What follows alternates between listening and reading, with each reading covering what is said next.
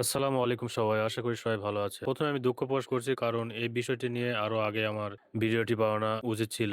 যখন আমি এর আগের ভিডিওতে অ্যানাউন্সমেন্ট করছিলাম যে আপনাদের ওয়েবসাইটটি খোলার সঙ্গে আমি একটি ভিডিও প্রকাশ করব। কিন্তু আমার ব্যক্তিগত সমস্যার কারণে আমি ভিডিওটি প্রকাশ করতে পারিনি। কিন্তু এরপরে আমি ভিডিওতে যে বিষয়গুলো বলছি আপনারা মনে রাখবেন এবং আমার চ্যানেলটিতে ফলো দিয়ে বা সাবস্ক্রাইব করে সঙ্গে থাকবেন। যেন আমি যেকোনো আপডেট আপনাদের মাঝে আমার এই চ্যানেলের মাধ্যমে জানাতে পারি। কারণ আমি নিজেও এসব আবেদন করে দিয়ে থাকি। এই কারণে যেহেতু এটা আমার ব্যবসা প্রতিষ্ঠান এবং আমি চেষ্টা করছি আমার এই চ্যানেলের মাধ্যমে আমি যেন সবাই সাহায্য সহযোগিতা করতে পারি সকল ধরনের তথ্য দিয়ে। তো সবাই পুরো ভিডিওটি দেখবেন এবং কেন হচ্ছে না সেটা আপনারা এই ভিডিওর মাধ্যমে জানতে পারবেন। আজকে আমরা দেখব কিভাবে আমরা বিমান বাহিনীর আবেদনটি করতে পারি। আমি শুনলাম অনেকেরই নাকি আবেদন করতে গিয়ে সার্ভারে প্রবলেম দেখাচ্ছে বা অনেক ইস্যুর সম্মুখীন হচ্ছে।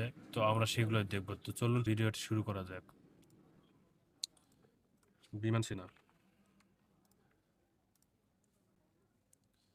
ওয়েবসাইটে প্রবেশ করলাম। এরপর অ্যাপ্লাই নাও বাটনে গিয়ে এয়ারম্যান ব্যাচ 54 বেস্টেড নট অ্যাভেলেবল দেখাচ্ছে। বেস্টেড নট অ্যাভেলেবল আনম্যারিড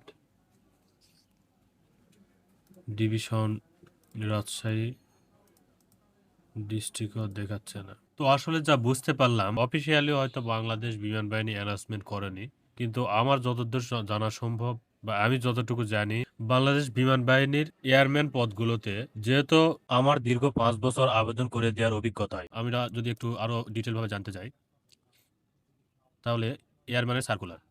তো এখানে আমরা দেখতে পাচ্ছি অনলাইন আবেদনের সময়সীমা 15 হতে 31 তারিখ। শর্ত প্রযোজ্য তারা লিখে দিছে। আসলে আমরা যত ধরনের আবেদন করি বা যত ধরনের আবেদন করা হয় বা করে দেই আমি, সেখানে কিন্তু কোথাও এই আবেদনের সময়সীমার মাঝে শর্ত প্রযোজ্য এই লেখাটি থাকে না। এটা যেহেতু পরীক্ষার স্থান তারা আগেই জানিয়ে দেয়, বাংলাদেশ বিমান বাহিনীর তথ্য ও নির্বাচনী কেন্দ্র পুরাতন বিমানবন্দর তেজগাঁও ঢাকা 1215 এই ঠিকানায় তারা মাঠ নিয়ে থাকে, যেই কারণে তারা চাইলেও অনেক সংখ্যক লোক নিতে পারে না। তাদের একটা নির্দিষ্ট টাইম থাকে, যেমন এখানে বলে দিয়েছে পরীক্ষার শুরুর তারিখ 1 ফেব্রুয়ারি 2026 সম্ভাব্য। তার মানে এই তারিখে তাদের মাঠ হবে। কোথায় হবে? তেজগাঁওয়ে, পুরাতন বিমানবন্দর তেজগাঁওয়ে। তো এখানে যদি মাঠ নেয়, আর যেহেতু বা অনেক চাকরি প্রার্থী আবেদন করে থাকে, তাদের তো একটা লিমিট আছে। এই লিমিটটা যেন অতিক্রম করে না, বা 2000 3000 যতজনই তারা নিতে পারবে ততজন নেওয়ার পর আবেদন সাইটটি বন্ধ করে দেয়। শুধু এই বছরে যে বা এই মাসে বা এই সার্কুলারে যে এমন হয়েছে তা না, এর আগেও আমি অনেকবার দেখেছি এরকম সার্কুলারের শেষের দিক কিছুদিন পর সাইটটির কোনো সমস্যা হয় বা বন্ধ করে দেওয়া হয়। তাহলে এটি তো তারা জানাতে পারে যে আমরা এতজন নিব, তাহলেই চাকরি প্রার্থীরা বা যারা আবেদন করবে তারা একটু শুরুর দিকে আবেদনটা করতে পারে, কিন্তু তারা তা করে না। যেহেতু এখানে শর্ত প্রযোজ্য লিখে দিচ্ছে, যেই কারণে আমার মনে হয় তারা তাদের কোটাটা পূরণ হয় বা তাদের যেই সংখ্যক মাঠ নিতে পারবে, যেই সংখ্যক প্রার্থীদের মাঠ নেওয়ার পর এটা যে সংখ্যক মাঠ নিতে পারবে চাকরি প্রার্থীদের, তাদের কোটা পূরণ হয়ে যাওয়ার পর এটা বন্ধ করে দেয়।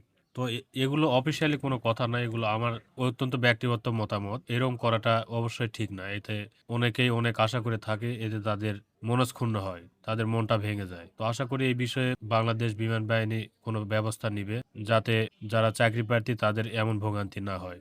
এবং যারা ভিডিওটি দেখছেন তাদেরকেও আমি সতর্ক করে দিতে চাই, এরপর যারা আবেদন করবেন তারা একটু সময়ের আগেই বা শুরু হওয়ার পরেই আবেদনটি করে ফেলবে। আর কোনো প্রশ্ন থাকলে অবশ্যই কমেন্টে জানাবেন। সবাই সুস্থ থাকবেন, ভালো থাকবেন।